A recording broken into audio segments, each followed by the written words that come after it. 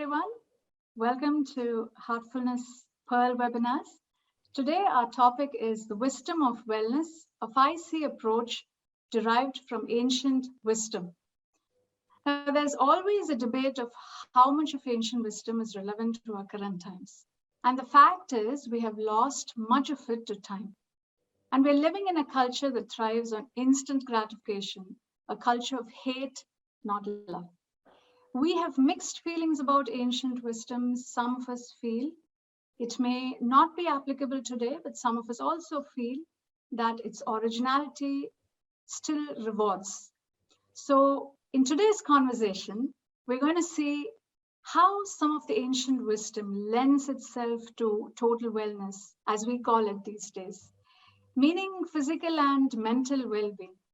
And our takeaway is going to be a formula to practice and adopt this in the form of 5C principles that has been advocated by the Global Guide of Heartfulness, Daji.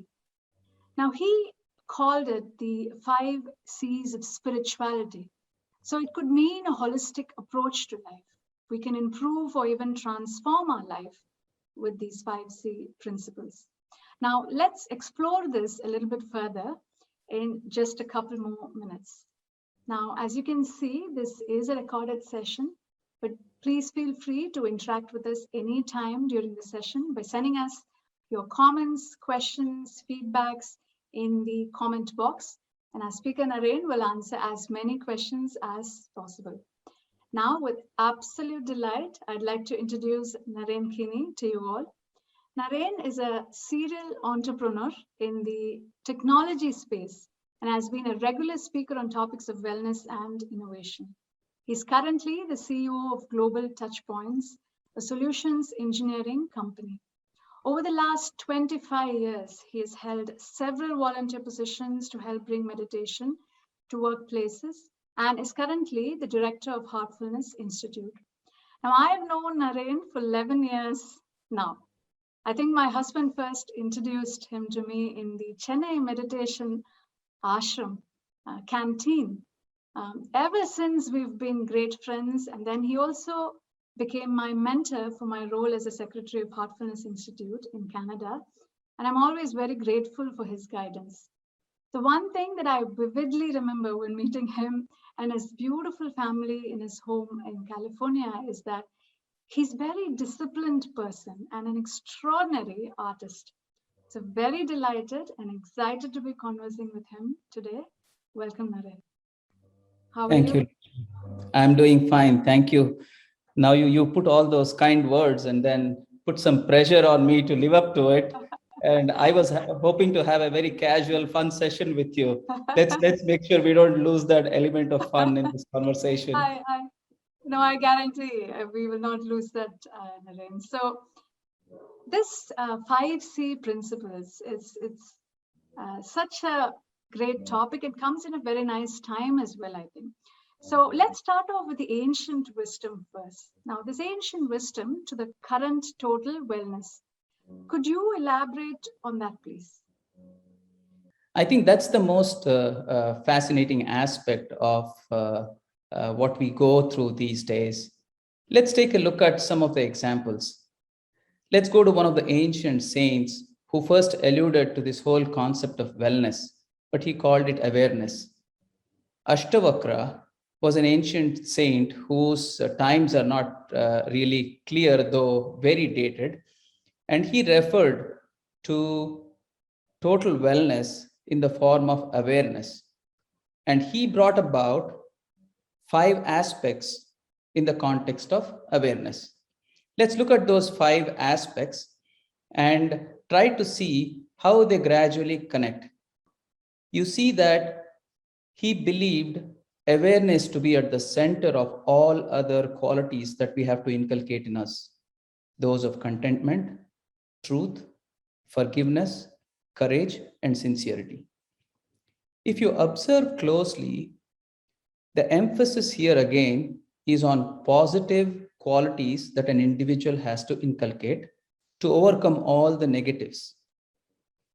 Similarly, as we transition to the concept of yoga, the father of yoga, as they call, the Saint Patanjali, he had 8 different limbs of yoga that he emphasized upon. Let's look at the very first one to keep it very simple. He calls it Yama.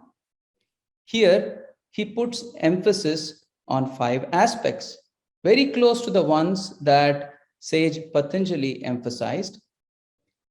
The aspect of non-possessiveness, truthfulness again, honesty, non-violence, and moderation of the senses. Again, the 5 elements that they emphasize upon are positive qualities and slowly lend themselves to the concept of total wellness. Then we all went through this phase of Dr. Covey, where he spoke about 7 habits of highly effective people. And he brought about this first introduction of social, mental, emotional, and spiritual wellness. Let's look at what is total wellness in the current context mean to somebody. If we were to talk about a good quality of life, we have the mental wellness, which is in discussions more these days than before because of COVID. We speak about emotional wellness, where one has to get the right kind of support and compassion. Social wellness, where we have seen in the absence of people's interaction, they are losing out a great deal from their own total wellness. Similarly, we are now trying to see if total wellness is just about doing a few yoga exercises and going to the gym, or taking care of one's own self. Our discussion today, as we go through, we'll try and see if we can cover some examples, Lakshmi, where we can talk about total wellness gradually transitioning into a simple practice-based formula for people to adapt and improve themselves and keep something as a lifelong companion. Absolutely, Naren. That was great to compare 2 philosophies from Ashtavakra and sage Patanjali. And for people who are watching this, who are not aware of who Ashtavakra is, and this conversation was happening between sage Ashtavakra and King Janaka. Is that correct? Mm-hmm. Yeah. That's correct. Who had worldly responsibilities and also a deeply spiritual person who was questioning him on reality. So nice comparison of both the 2 philosophies. So I'm trying to understand, what is the connection, or does it have, or what connection does it have to the 5 C's of heartfulness? Very much as a connection. In fact, I call it the derivatives of ancient wisdom. In order to explain that, let's try to look at what are the 5 C's. Let me try to introduce the concept of 5 C's. And to make it easy, the whole approach has been depicted as a stairway. If we look at it closely, the first step in the stairway is that of contentment. Constantly, especially in the current age, when people are torn between choices and the rat race, as we famously call them, if they don't arrive at a state of contentment in the activities they undertake, there is going to be turmoil within. Next, when you are in pursuit of something, despite contentment, if you don't cultivate calmness, you are continuing to be restless and you don't feel a sense of accomplishment. Third, you may be extremely successful in terms of cultivating contentment and calmness, but if you don't develop compassion for others, starting with your own self in the form of self-compassion, you're not going to be successful. Next, when you start having that compassion, you will be compelled to act. Acting without courage is not going to get you to clarity. So very logical steps towards arrival of clarity. And clarity in what? Clarity in decision making, clarity in action. If you look at these 5 C's, in some way, form, or shape, they are connected to one another. Now, one might ask, is this a very serial approach? As in, do you need to have contentment before you move to the next step? For that, I will answer the second part of your question, which is connected to heartfulness. For that, let's look at the spiritual anatomy of the heart region, as we call it, in the context of heartfulness. If you look at it, these are the 5 chakras or the centers of energy, as we call them in the heart region. Their positions are identical to the positions that we have with respect to the 5 C's. The first chakra is the earth chakra, the second is the soul, third is the fire, fourth the water, and the fifth the air. Each of these points have all the 5 components present. However, the dominant quality at that point, for example, at point 1, the dominant quality is contentment, but it has the presence of the others in lesser proportions. So when you practice the approach to 5C, when you have cultivated the progress in terms of your practice at point 1 or the heart region, you will see that you have progressed more towards developing contentment. Similarly, as you transition to the second point, you will see you have cultivated a great deal of calmness after contentment. So let's now map this to what I call the 5C and look at that in terms of total wellness as we see from a 5C perspective. That diagram should give us an idea how this translates into our approach to total wellness. What happens when you look at this aspect of 5 C's? These are exactly at the positions of the 5 spiritual points that we were talking about in the heart region. It boils down to an action item specifically for transformation inside out. 4 simple practices: a simple transformation from desire to contentment, restlessness to peace, and so on, eventually bringing us to clarity in decision making and action. Does that kind of shed a light for your question? Absolutely, Naren. In fact, I had the same question in my mind as well. Does one need to have, contentment before any of the other qualities to develop? Or the other thing that I also was thinking about is, can contentment be thought of as acceptance as well? Acceptance of life's situations? Yes, I think you can simplify it like that. However, there is a little bit of a negative context where action is not taken if you look at acceptance from that perspective. Let me give you an example. I am faced with some miseries in my day-to-day activities of late in life, let us say. I have 2 things to do. I could take action to improve the situation in terms of how I respond to those, or I could just accept them and stay put. Now, the acceptance here is not from a stay put perspective.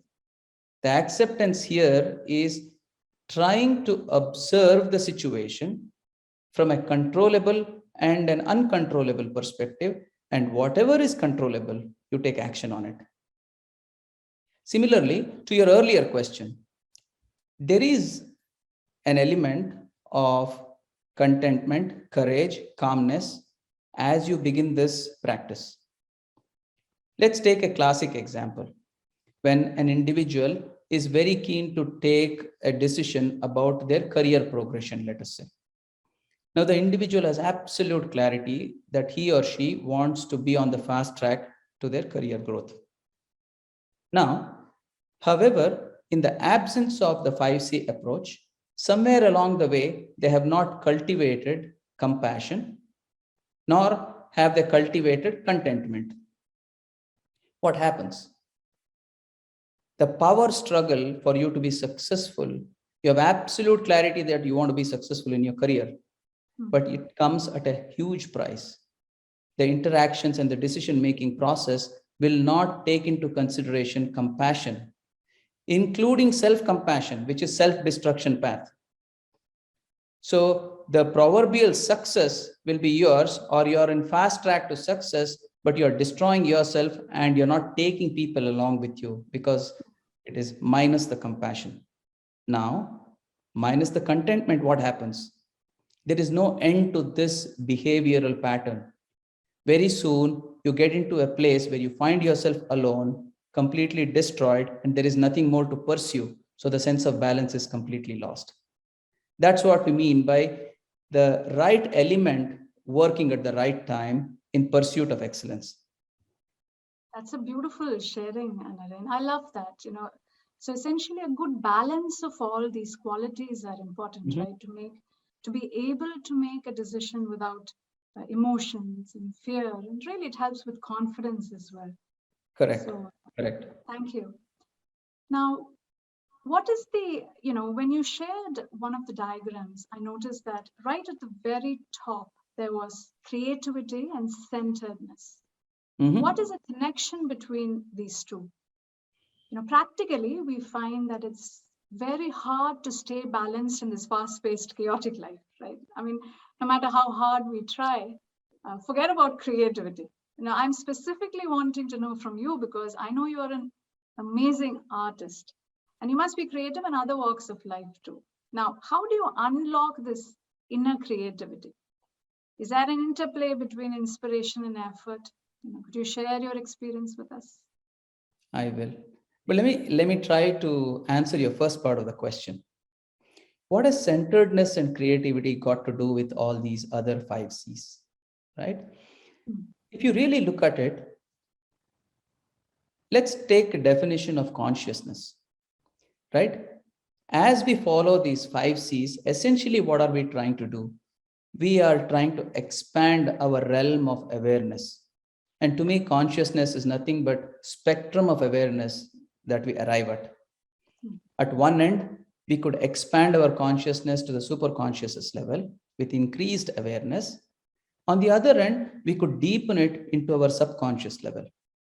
Now, anybody who's in the study of these sciences will tell you that 95% of human decisions are taken at a subconscious level. Now, let's take this aspect of creativity.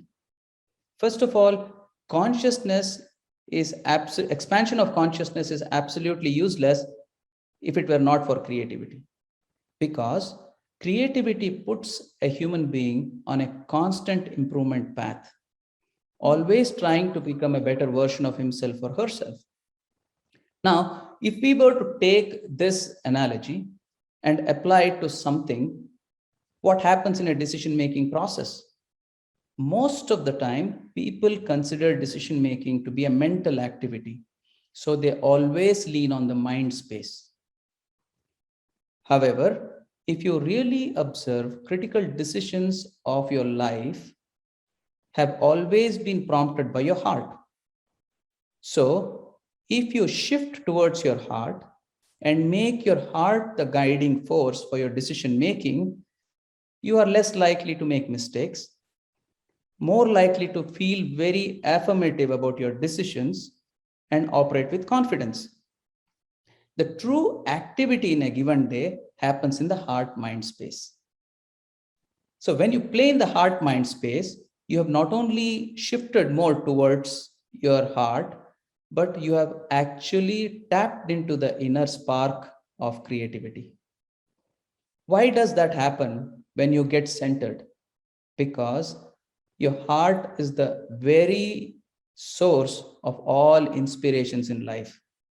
Whether you wanted to learn to walk from crawling or run from walking, all aspects of life, if you really look deeply, it's your heart that prompted that sense of awareness and courage for you to take that step. So you're going back to the roots of decision making, to your heart, igniting which is already present, that spark of divinity, the spark of creativity, the spark of inspiration within you, and then saying, let's try and see what this reveals.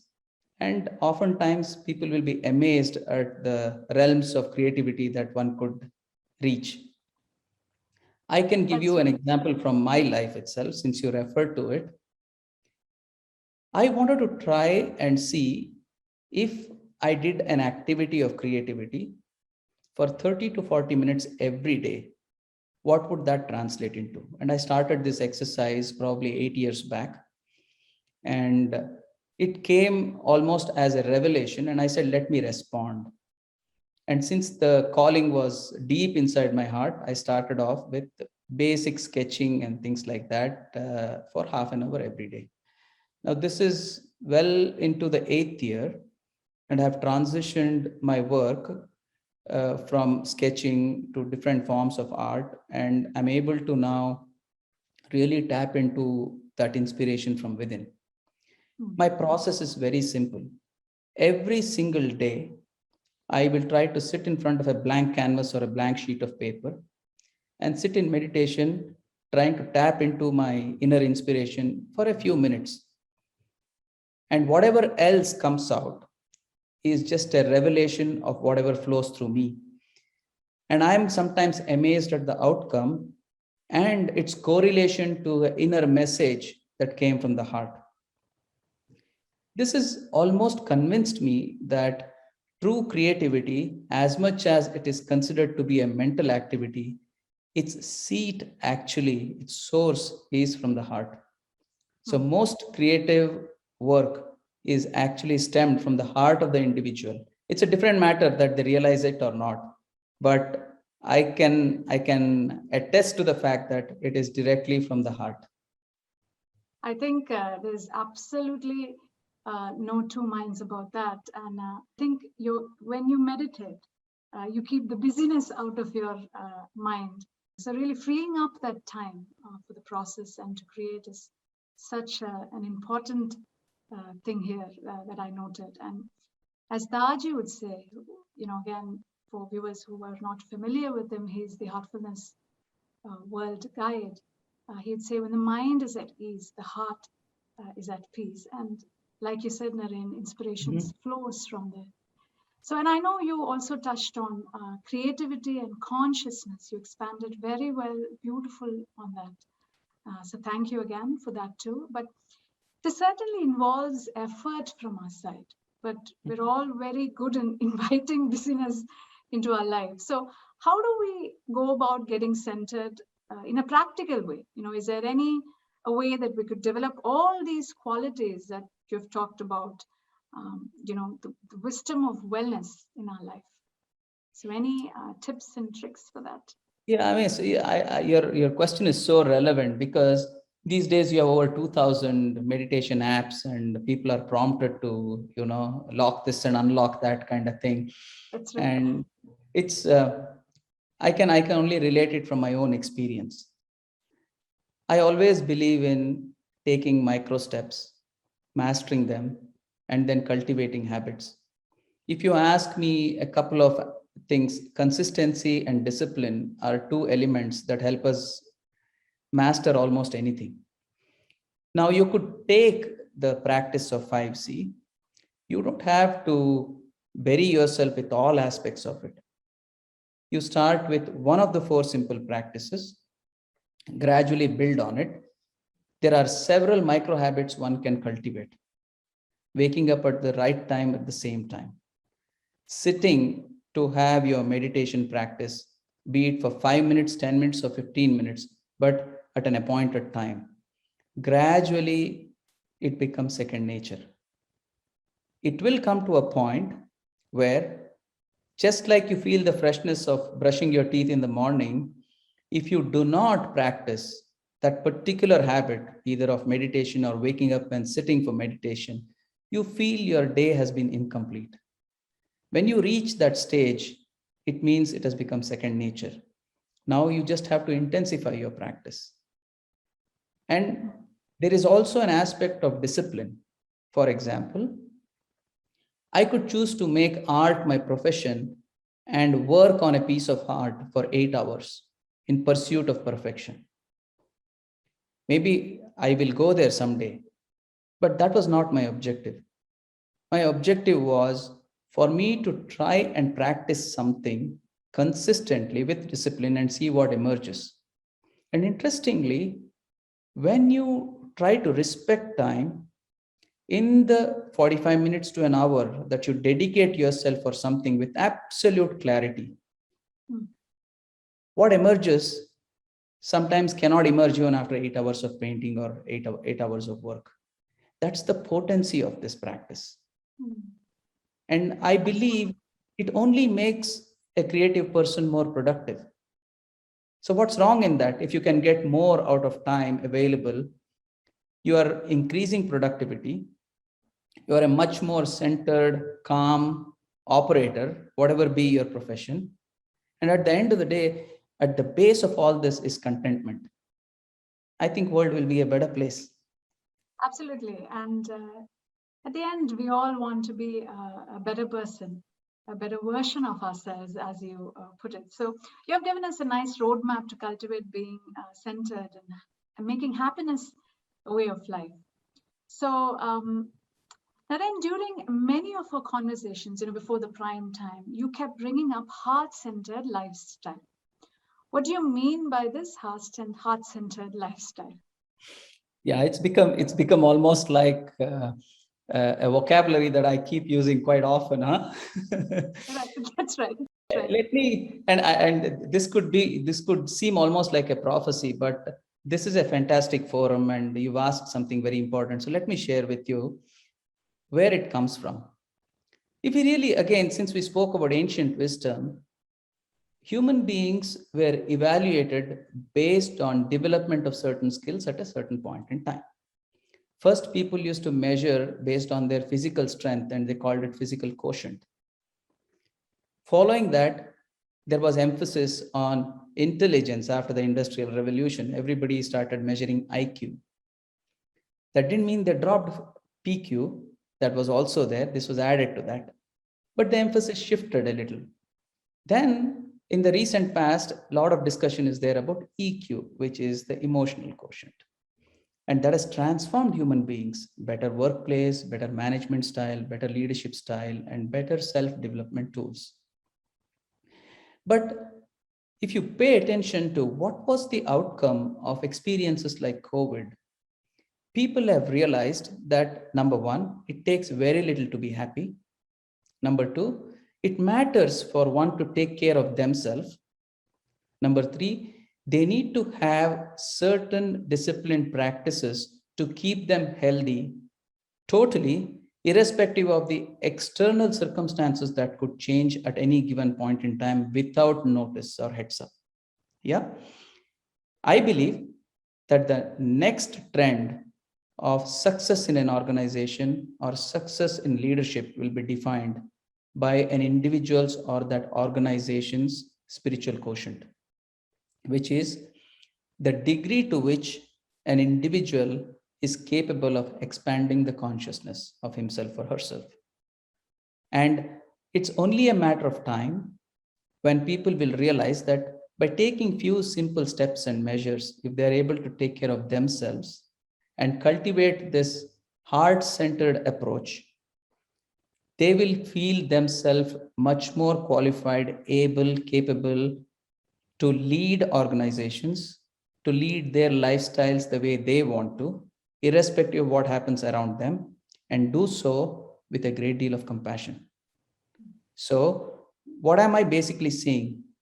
In heart-centered approach or lifestyle, you are basically going to the seat of compassion. And let's for a moment say, aren't you being selfish by saying seat of compassion, and you're saying compassion is self-compassion? It starts with there.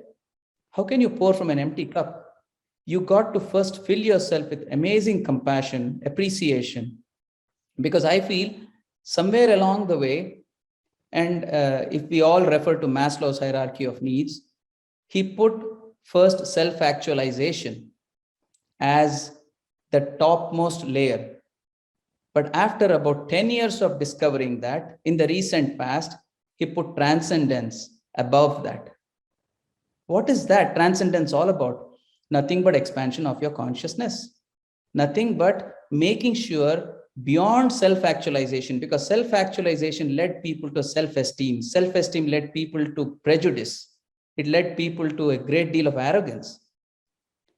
And he put transcendence on top of that, because you cannot do with whatever you're doing and sustain your position of self-actualization without self-compassion, compassion for others, and essentially lead a heart-centered lifestyle. Lovely. You cannot definitely pour from an empty cup. And heart plays a very, very important role in our life. And I always go back to the example that heart is one of the first organs to develop in a fetus. And it's something that I always wonder and think about. Why not any other organ? And the heart is also the center of our feeling. And if you think about it, in my life, or in anyone can relate to this, I suppose, that any event that has always affected us has always got something to do with the heart.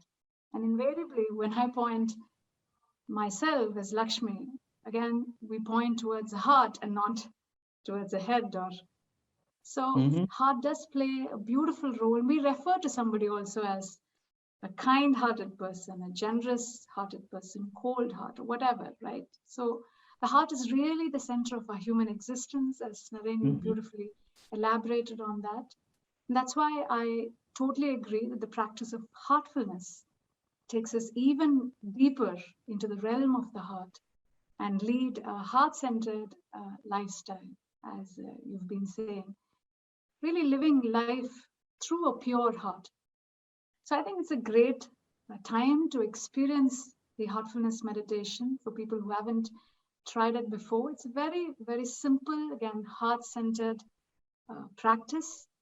So without saying much about it, I would love if you can join us and experience the feeling.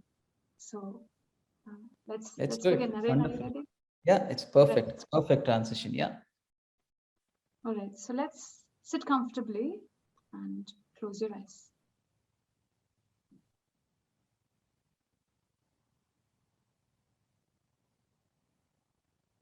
Let's begin with the toes.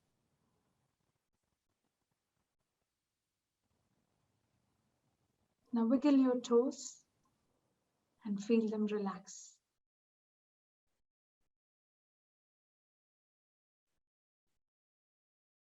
Relax your ankles and feet.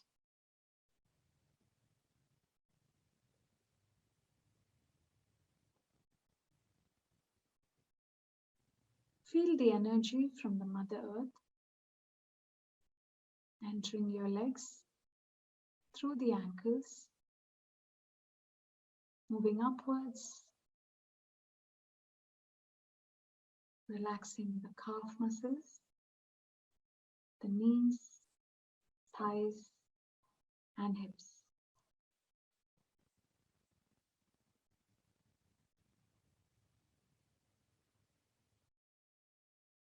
Now feel how both your legs are completely relaxed.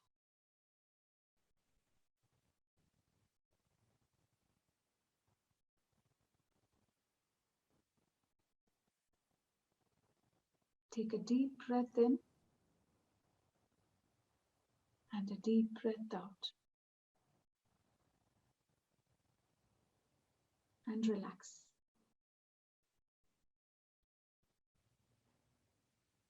Relax your seating area, stomach, and waist.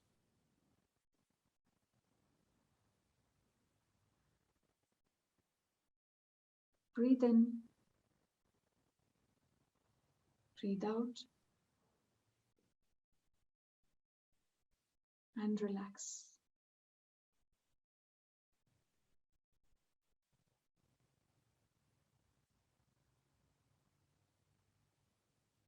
Now feel the energy in your back. From the top to the bottom, your entire back is relaxed.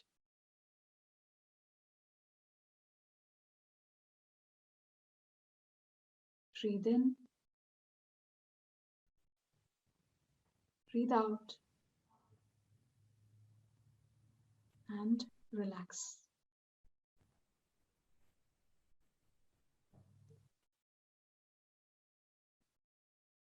Relax your chest and shoulders.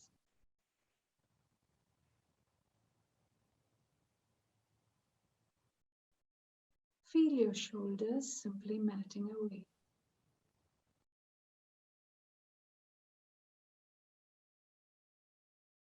Now let the energy flow into your arms. Relaxing the upper arms, lower arms, hands, all the way to the tip of the fingers.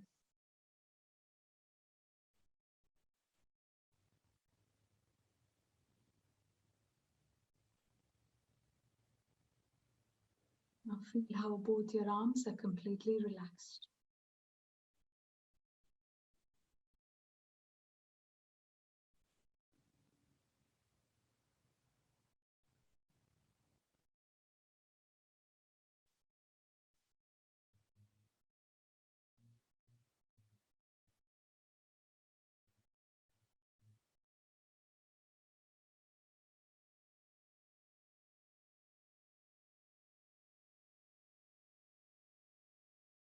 Now relax your neck muscles. Release any tension you may be holding there. Now let the energy flow into your face. Relaxing the jaw, mouth, nose, cheeks, earlobes, eyes, forehead, all the way to the top of the head.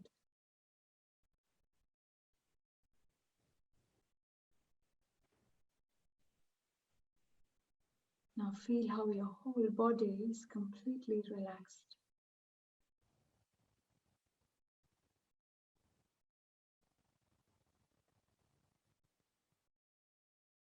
Now gently move your attention to the heart.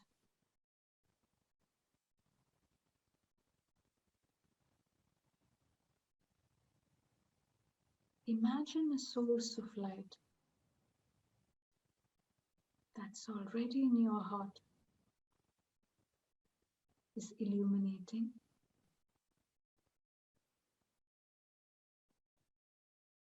and pulling your attention inwards.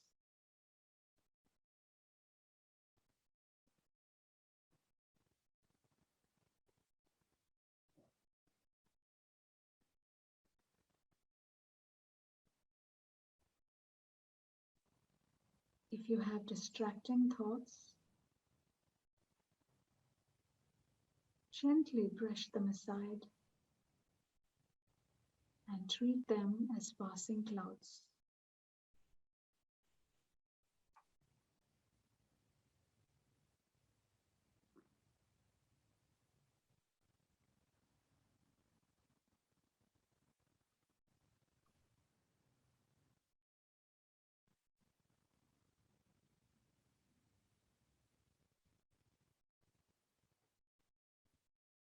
Be very gentle with yourself.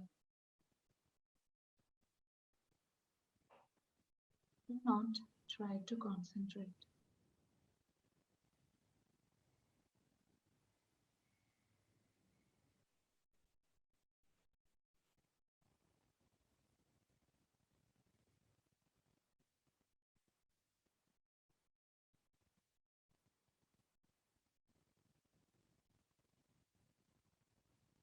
Now stay with the idea of light in the heart until you hear a prompt to finish.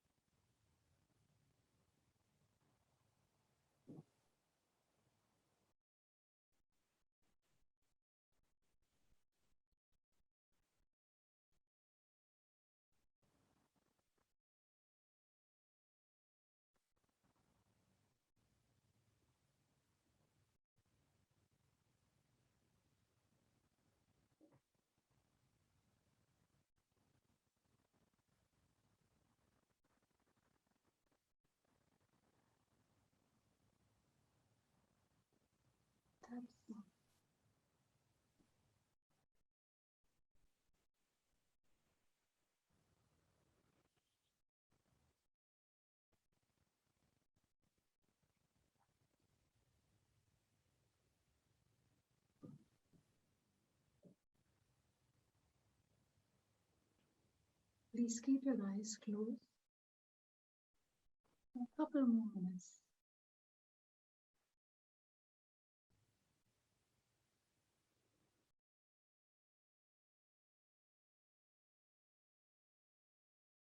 Try and observe and see how you're feeling within.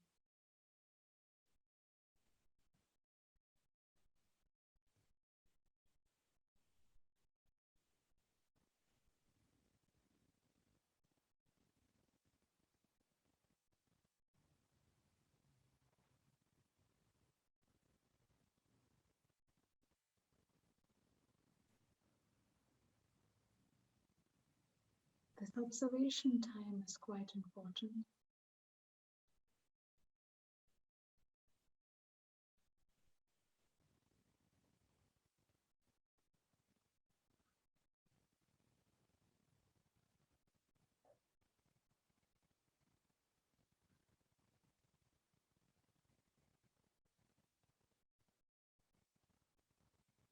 If there's a feeling of joy,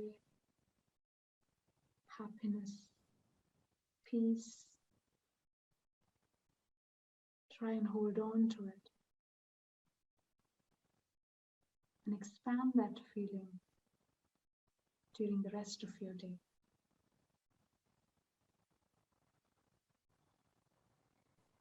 Thank you. And you may gently open your eyes when you feel ready to do so.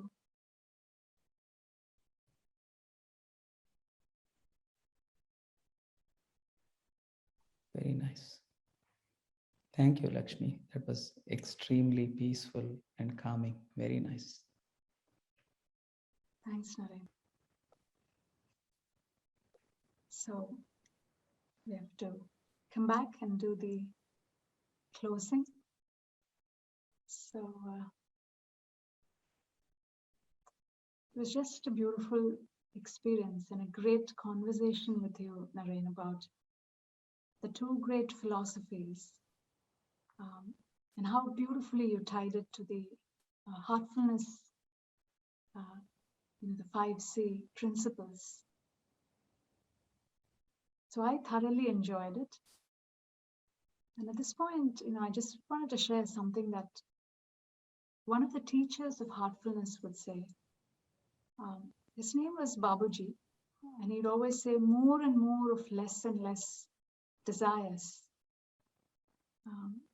And I remember this recently from a conversation I heard from one of Taji's videos where he says, well, that simply means desire is zero.